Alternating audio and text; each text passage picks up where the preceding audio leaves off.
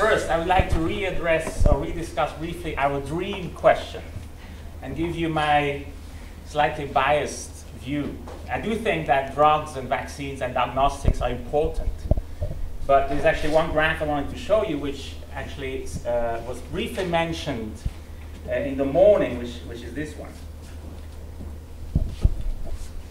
So we see that TB has been decreasing, actually decades before the first antibiotic was developed. So arguably, and being a bit sarcastic or provocative, you could argue the drugs haven't made any difference at all. I mean, the line was going down, and then somebody came up with a drug, and the line was just continuing to go down. And we don't know whether that's really true, and we do know that drugs actually do play a role. But so what is this due? So due to socioeconomic factors, increased living standards, nutrition, all kinds of things that we don't generally consider at these type of meetings. We always mention them, but then we right away go to the drugs and to the vaccines. So I think that's something we really have to keep in mind. And some people argue that it's very important to get rid of infectious diseases such as the typical diseases of poverty, such as tuberculosis and malaria, to improve economic development. But you actually could argue the other way around. First, you have to improve economic development, create prosperity, and then infectious diseases are going to go away. And this actually would support the second view. So that's just this kind of my aspect to the question about eradicating TB. So we do need drugs and antibiotics, but I think we need to get rid of poverty primarily, and then maybe TB is going to go away on its own. Of course, that's much more difficult than to invent a new drug against TB, or even maybe a new vaccine against TB. And the other thing we can actually do in the meantime, because that's going to take a long time, as you might think, because that's really where the politicians come in, and etc.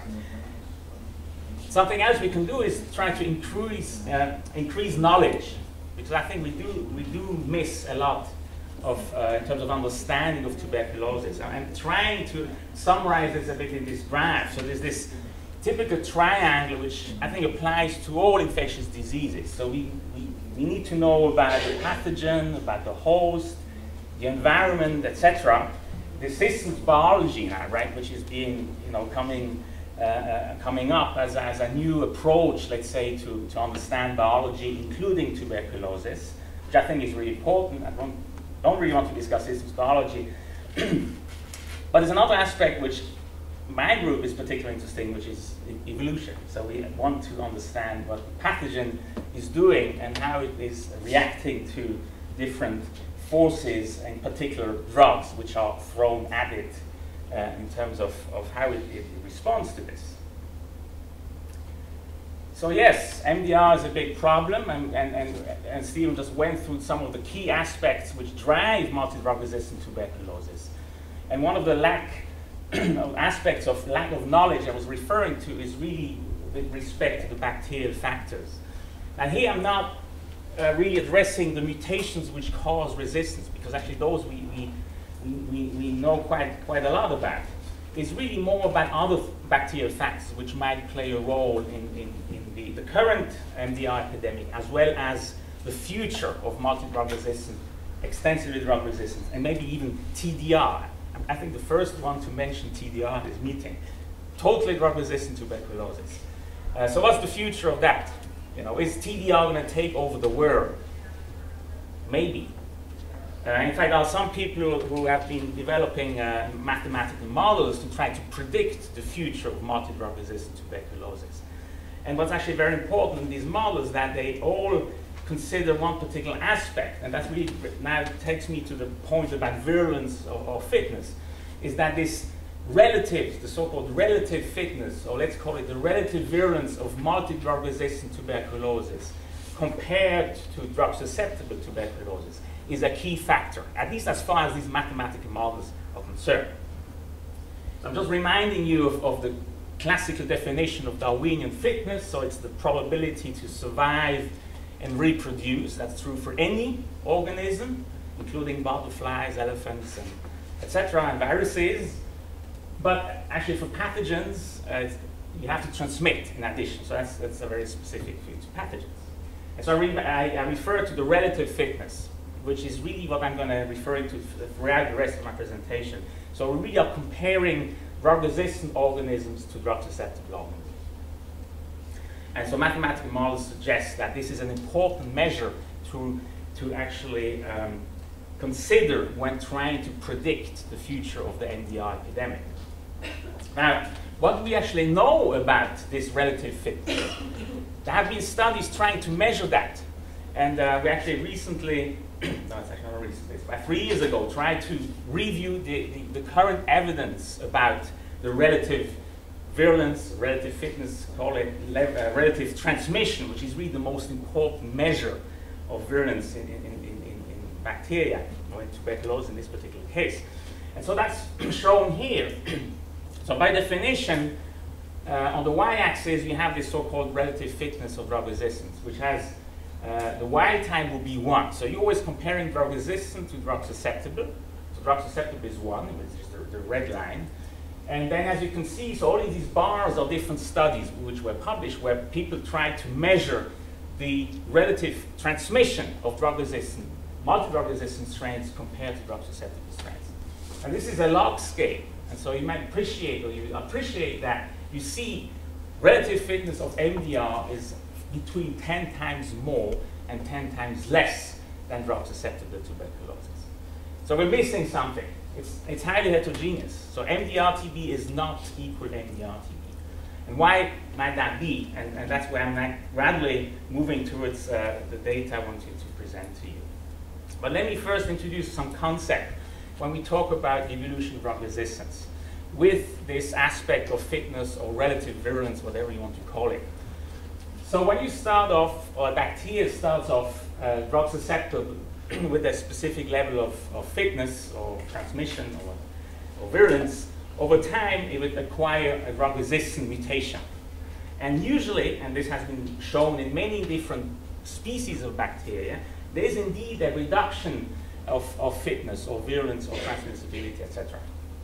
But that's not the end of the story, because evolution continues. So what happens afterwards is that you can have additional mutations, so-called compensatory mutations, that kind of fix this defect of virulence or fitness over time, but maintaining the drug resistance. So that's very important. So you end up with a drug-resistant strain, which is equally or maybe even more fit than a drug-susceptible strain over time. Now, this is not always the only phenomenon, because you also can have these so-called no-cost mutations where you can actually acquire drug resistance for free, in the sense the bacteria don't lose their fitness by acquiring a particular mutation. So it really depends on the mechanism and the particular mutations that we're talking about. And so we wanted to look at whether this compensatory phenomenon also occurs in tuberculosis, because it has been shown in many other bacteria, primarily model systems. And there was actually very little, or maybe no evidence at all that this phenomenon actually plays a role in a clinical setting. So that was the study we wanted to do. And so let me give you some background very briefly. So rifampicin is the model drug we used for the study. And part of the reason for this is that the whole mechanism of resistance is very well established, but also the fact that more than 95% of rifampicin-resistant clinical isolates have a mutation in RPOB, which is this beta subunit of the RNA polymerase. So we really know where to go and look for the mutation. We can find it there in more than 95% of the cases. So we know what we're dealing with, in other words. And of course, rifampicin is an important TB drug. So very briefly, when you want to actually measure the effect of drug-resistant mutations, you somehow need to have an assay, and I'm going to show about the assay, but you also need strains to compare. So if you just went into the field and you took clinical strains and say, okay, we're going to take a multi-drug resistant strains and susceptible strains, we're going to compare them, you cannot really compare them directly because they are different for other reasons, right? So we need to have so-called isogenic strains, meaning it's exactly the same strain except for the one mutation which makes the resistant strains rifampicin resistant in this particular case. So there are different ways you can do that. You can do fancy genetics, trying to actually put in the mutation yourself using genetic tools, or you can just select for spontaneous mutations. As Stephen was mentioning, that mutations occur all the time spontaneously. So you can actually start up with a wild type susceptible strain, grow it up, and then you have these little blue variants which are going to come up spontaneously in absence of the drug. And then you plate the whole culture onto petri dishes which contain rifampicin. And whatever is resistant is going to show up. So you're going to have a few colonies there which just spontaneously acquire the mutation in RPOB. So that's kind of an easy way to select.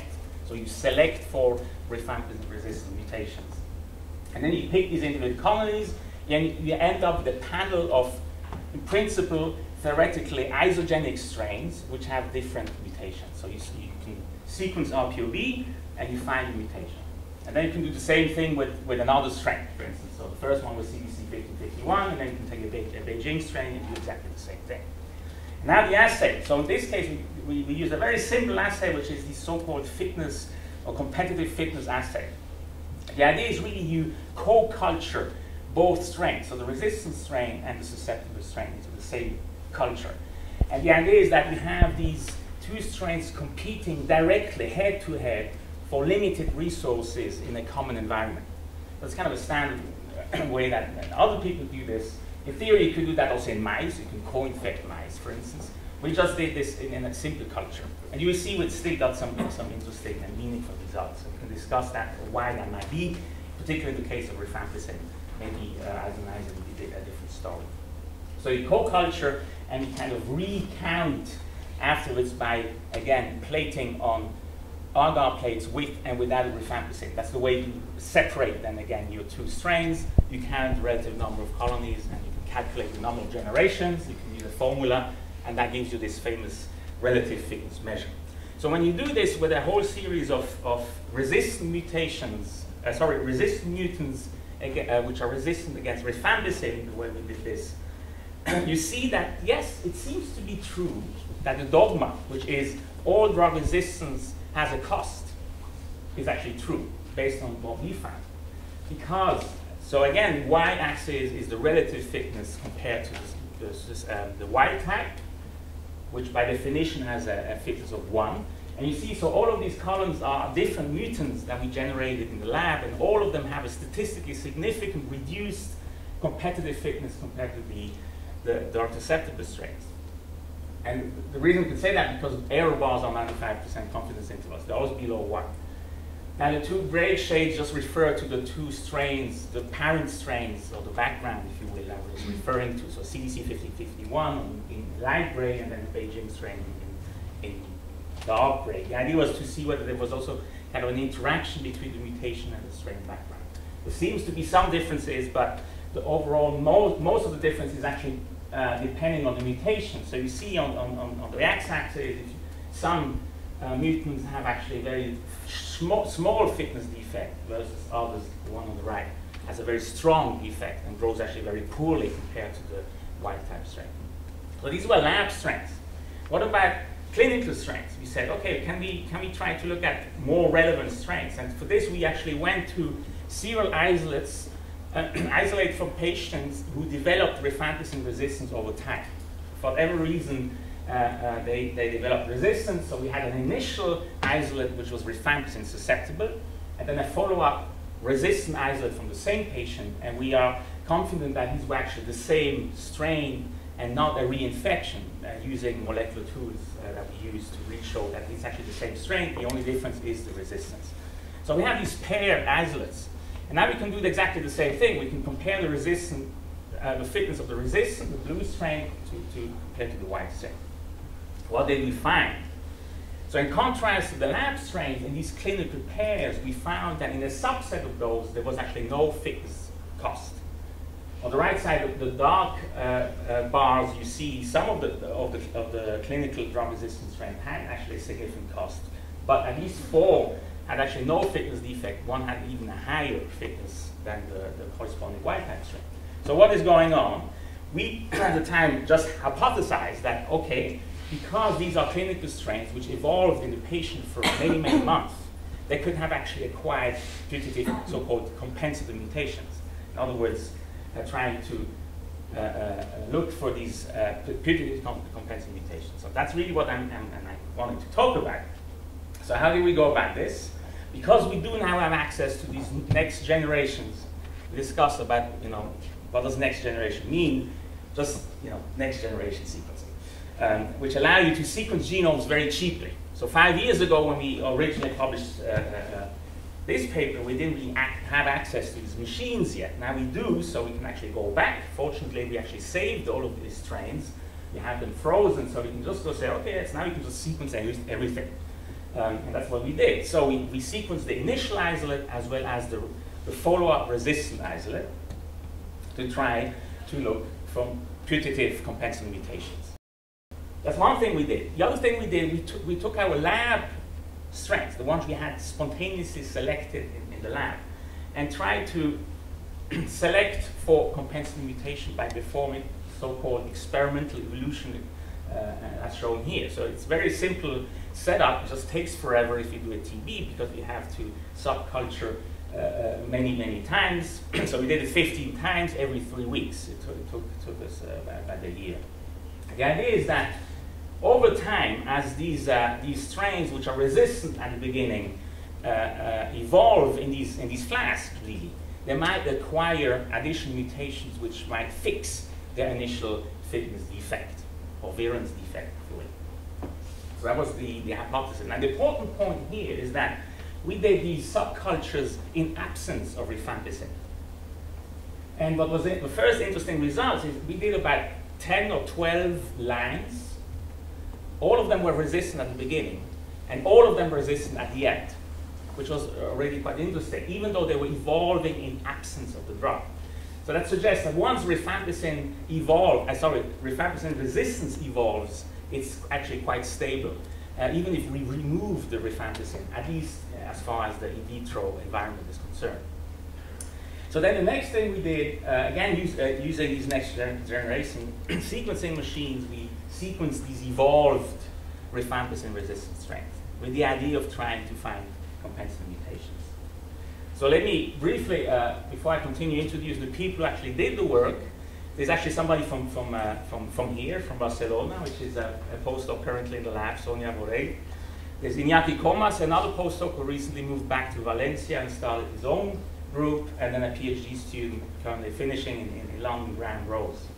So these were the people who actually did the work.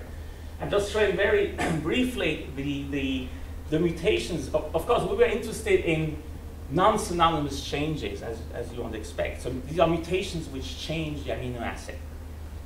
And these are indicated in yellow, and particularly the ones which occurred only in rifampicin-resistant genomes. We also sequenced the rifampicin-susceptible ones, and there were some other mutations, but obviously they're unrelated to rifampicin, so we're not interested in those.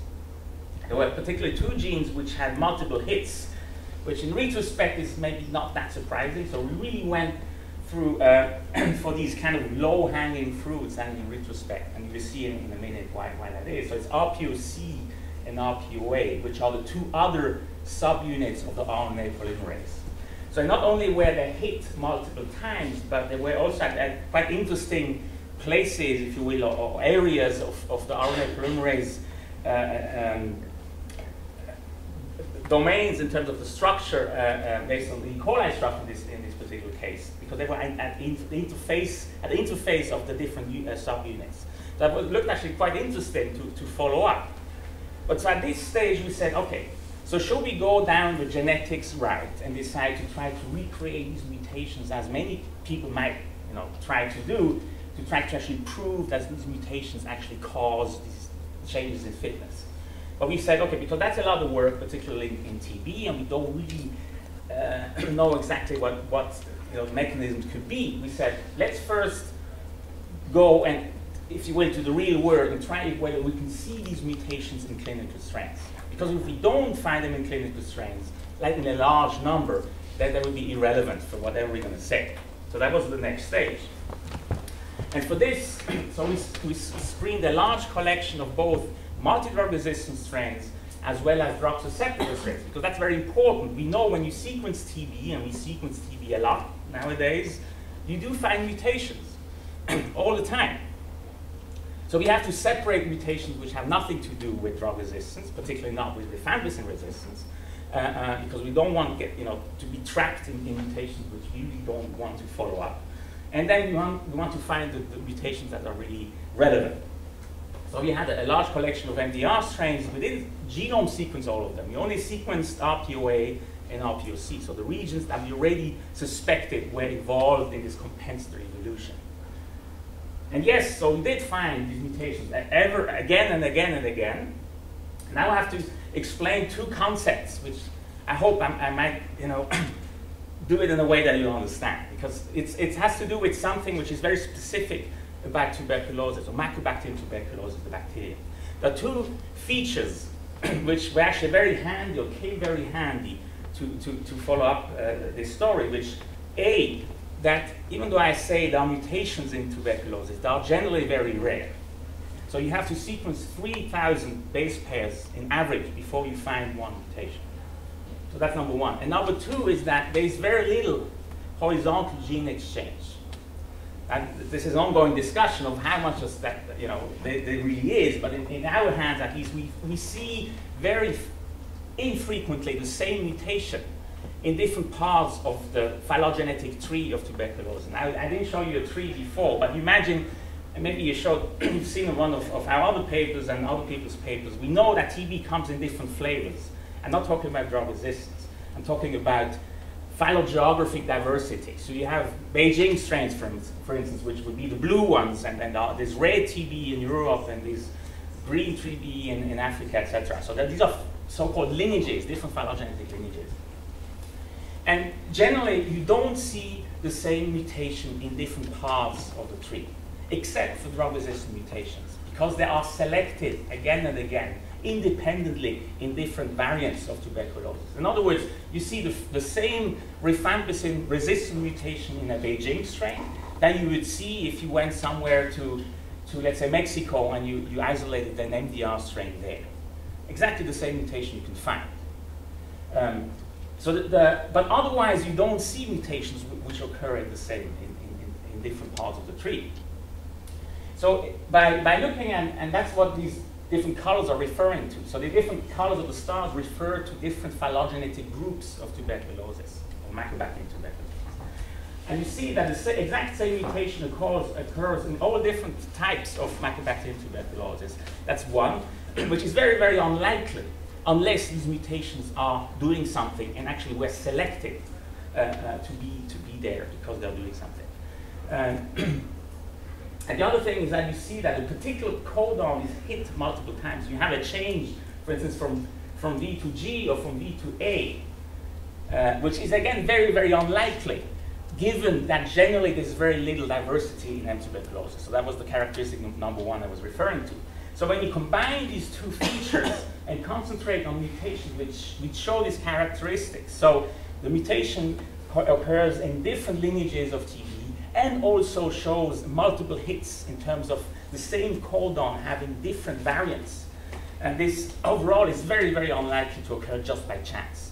And that makes us very, very confident that these mutations are really important and actually were selected either in the patient or in our experimental evolution system. So then when we concentrate on these so-called high probability, again, we haven't proven anything. But except of doing genetics and having the right assay, that's about the best you can do. But now you see that we can do actually even better. So now we can go back and say, okay, if we concentrate on strains which actually harbor these mutations, can we actually see a difference? And here we go back to our fitness assays from our previous work, and we just divide the results so these are these clinical pairs, if you remember, right, where we measure the fitness. So we have some which have a fitness cost and some which don't. And now we just look at which one have or harbor one of these compensatory mutations. It's almost black and white. So we see the ones which have a fitness cost have no compensable mutation, and 3 out of 4 which don't have a fitness cost do. And these are small numbers, yes, it's true, but as you might maybe appreciate, it's a lot of work to actually do these experiments. But nevertheless, we had the data, and so we were able to show, and this is significant. This is again in vitro, so you can say, well, who cares about in vitro? Can we do better than that? So here we go back to our big collection of clinical strains, and I'm adding another trick, which is trying to measure the so-called, we just call it the in-clinical fitness, for lack of a better word. But the idea was that, as you know, there are the so-called high-burden multi-drug resistant countries, which include primarily the countries which are shown in red, but I think South Africa would also fall into this. So the idea is that we would expect, if these compensable mutations really play a role in the epidemic of MDR, they should be overrepresented in these areas. And so we divided our collection of multi-drug resistant strains into a global collection, which is just mainly outside of these high MDR hotspot regions, and then the ones that we got from hotspot regions, including Kazakhstan, Uzbekistan, and all these famous, or countries which have really a huge burden of multi-drug resistance. And then we divide those, and yes, it's actually true. So we see what we actually wanted to see, in the sense that both, if we look at only the compensable mutations we are most confident about, but also any potential compensable mutation, either RPOA or RPOC, we see in each case the frequency in high burden, or the proportion in high burden countries is higher than in the global, which is kind of an indirect measure for this in clinical fitness. And have now one more slide, which is actually unpublished, which is further supporting this, the role of these mutations, is that, and I'm going to South Africa, because here actually we didn't have any strains from South Africa, that we specifically asked the question, if you go to a place where there's a lot of multi-drug resistant tuberculosis, or XDR, you would expect that these compensable mutations should be overrepresented in strains which are in clusters, which means they're actively transmitting. So we looked at 200 rifampicin-resistant strains from Cape Town in collaboration with Stellenbosch University. And yes, we found again, in this case, it was primarily RPOC mutations. We found that the mutations were overrepresented in the actively transmitting strains compared to the unclustered strains. And with this, I would like to conclude, and just very briefly summarizing. So yes, we found a novel compensable mutations in rifampicin-resistant multi-drug resistant tuberculosis. They're associated with high, associated with high in vitro fitness in MDR strains. They are overrepresented in hotspot regions, and associated with ongoing transmission. And so the conclusion of this is that yes, it seems that compensable evolution does play a role and contributes to the success of multi-drug resistant tuberculosis around the world.